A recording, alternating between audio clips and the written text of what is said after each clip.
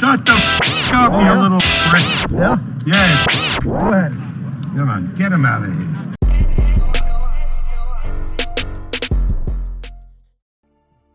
here. Wonders shall never end. Wonders shall never ever end. Tyson Fury in the just concluded rematch against Oleksandr Usyk in the post-fight conference actually thinks that he won that fight. In fact, Tyson Fury is so deluded that he thinks he won 3 or 4 rounds more than Oleksandr Usyk. Now, Tyson Fury is not the only one under this delusion. His promoter, Frank Warren, and a section of the British fans actually are also under the impression that Tyson Fury had to have won that fight 2, 3, some are even saying 4 rounds over Oleksandr Usyk. Before I go on, hit the like button, subscribe. Do not forget to hit the notification bell so you can get notified whenever I drop new content. Now, a few hours ago, the fight was concluded. Oleksandr Usyk, the Ukrainian champ, held on to his belts and still is the unified heavyweight champion of the world. In the post-fight conference, Tyson Fury, again, just like in the first fight, accused his Ukrainian opponent of being favored by the judges. Instead of doing the manly thing, instead of doing the honorable thing, which was to congratulate his opponent as the winner, and rightfully so, Tyson Fury decided to take the low road instead of the high road and denigrated his opponent's win, calling it a gift, a Christmas gift from the judges. Well, this isn't as bad as the last time when he said Usyk was gifted the belt just because Ukraine was at war and it was only for political reasons. Can anything scream sore loser more than that? And why do I say this? I actually tweeted, and it's on my page, I tweeted that Tyson Fury lost that fight 4 rounds to 8. I gave the fight a 116-112 score. I do not see how anybody else can see otherwise. AI, which was an experimental judge in this fight, actually had Tyson Fury losing by 6 rounds. They gave the AI computer score gave Tyson Fury 3 rounds and Usyk 9. In round 6, 7, 9, and 11, of course, Tyson Fury had some successes that would have looked good to anybody that does not know how to score fights. Or, even if they did know how to score fights, it could have been the excitement of the moment that made them reach the conclusions, probably giving Tyson Fury those rounds. For example, entering into the 11th round, Anthony Joshua had the fight dead even. 5 rounds apiece between Tyson Fury and Oleksandr Usyk, which I think was actually asinine. Fury did have early successes between rounds 1 and 3. It could be argued that he won all 3 rounds, the first 3 rounds. Outside of that, by round 4, Tyson Fury had notably slowed down. He was blown out of his ass and he could barely hold the center of the ring. And as Usyk started to apply pressure, you could notice that Tyson Fury was dead tired. His left hand was down. His punches did not have as much force as they had in the first 3 rounds. And he was constantly getting forced to fight on the back foot by the smaller man.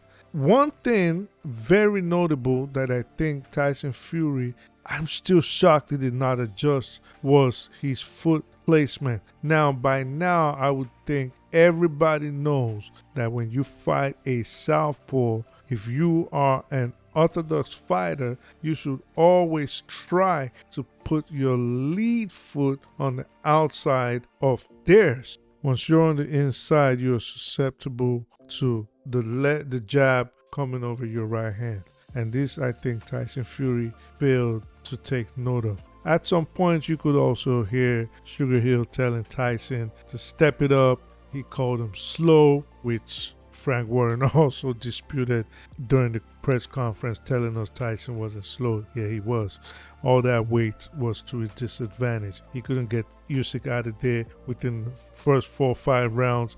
I knew that that added weight was going to become telling, and of course it did, negatively. John Fury, Tyson Fury's father and former trainer, was noticeably absent, and maybe for good reason. So what's next for Tyson Fury? Have fans seen the last of the Gypsy King? I don't think so, or rather, I would hope not. But then again, this is Tyson Fury we're talking about. This could be the last time we ever see him in the ring. And if indeed he wants to come back, what fights are left for him outside of Anthony Joshua? Not really much. I would hope that we at least see 2 of those fights. I think we can still have a blockbuster. They do not pack the same excitement when both men were undefeated. They do not pack the same excitement when Anthony Joshua had only 1 loss. But I think for the British fans and the rest of the boxing world, those 2 could actually make history. Now, let's not get it twisted. Depending on what happens in Joshua Fury 1, Joshua Fury 2 could actually be a mega fight, one that this generation will never forget.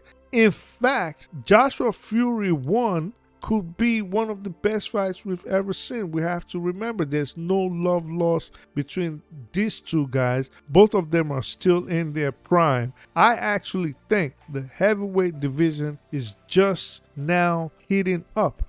It is wide open. There's Usyk at the top of the ladder, at the top of the food chain, and the rest are there scrambling to get to the top. Usyk is going to be retired maybe in a year or 2, maybe 3, who knows. But there's Usyk, then we have upcoming stars like Daniel Dubois, we have potential problems, banana skins like Itauma, Joseph Parker, Michael Hunter, they're still there.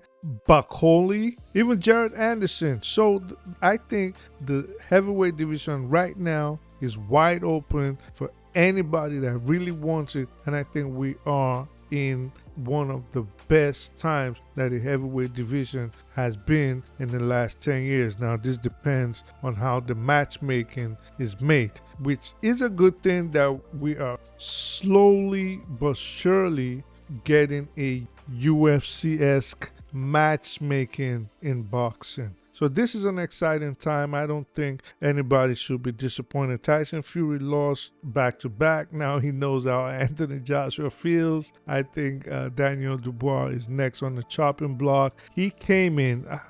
At times, I wonder what's wrong with Daniel Dubois. At a time that was supposed to be Oleksandr Usyk's celebratory moment, obviously, his promotion, Frank Warren and the rest probably told him to go interrupt Usyk.